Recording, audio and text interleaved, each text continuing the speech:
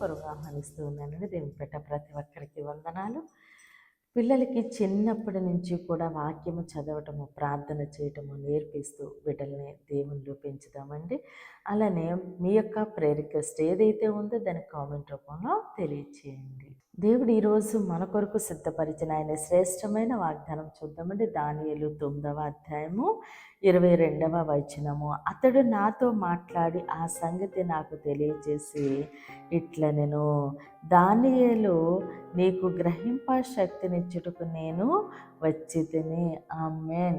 దేవుడి రోజు మనతో మాట్లాడుచున్న ఆయన మంచి మాట, నీకు గ్రహింప శక్తినిచ్చుటకు నేను వచ్చి తిని.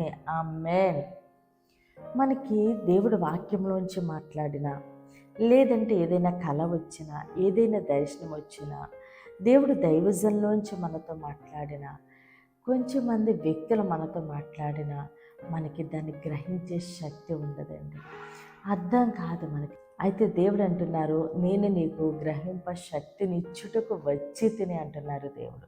కాబట్టి మనకి ఏది ఎలా బోధించాలో, ఎలా ఉపదేశించాలో, మనల్ని ఎలా నడిపించాలో, ఎలాగ మనము దాన్ని గ్రహించాలో, ఎలా ఆధారపడాలో, దేవుని చిత్తమేమిటో, దేవుని చిత్తానుసారంగా ఎలా జీవించాలి, దేవుని మీద ఎలా ఆధారపడాలి, ఎలా ప్రార్థన చేయాలి, ఎలా విజ్ఞాపన చేయాలి, అన్నీ దేవుడు మనకి ఆ శక్తినిచ్చి మనల్ని నడిపిస్తూ ఉన్నారండి. గ్రహించే శక్తిని ఇస్తూ ఉన్నారు. దేవుడు ఏది మనతో మాట్లాడారో, ఏ విధంగా జీవించమంటున్నారు, కొన్నిసార్లు మనకు అర్థం కాదండి. ఎందుకంటే ఆయన మాటలు మర్మాలతో కూడిన మాటలు.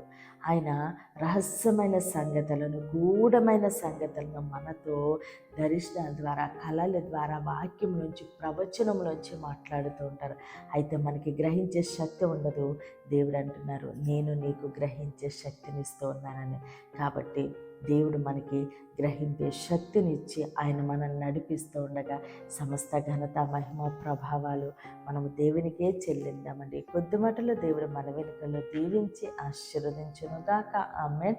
ప్రేర్ చేసుకుందామని అందరూ కన్నులు మూసుకుని ప్రేర్లో ఏకీభవించండి. మహోన్నతుడ, మహాగణుడ, పరిశుద్ధుడానికి స్తోత్రాలు, వందనాలు తండ్రి. ఇచ్చిన వాగ్దానం మా జీవితంలో నూరింతలుగా ఫలింపు చేయండి తండ్రి. అయ్యా అవును దేవా తండ్రి, నివ్విస్తేనే కానీ మేము ఏది పొందుకోలేము తండ్రి. గ్రహించే శక్తినిచ్చి మమ్మల్ని నడిపించమని తండ్రి. ఈ చిన్న ప్రార్థన పాదసన్ని చేర్చుకోమని యేసుక్రీస్తు అతి పరిశుద్ధ నామమున బ్రతిమాలి వేడుకుంటున్నాం మా తండ్రి. ఆమేన్, ఆమేన్, ఆమేన్. దేవుడు మిమ్మల్ని, మీ కుటుంబాన్ని దీవించి ఆశీర్వదించును గాక. ఆమేన్. విడుదలిచ్చు మాట, స్వస్థపరచు మాట,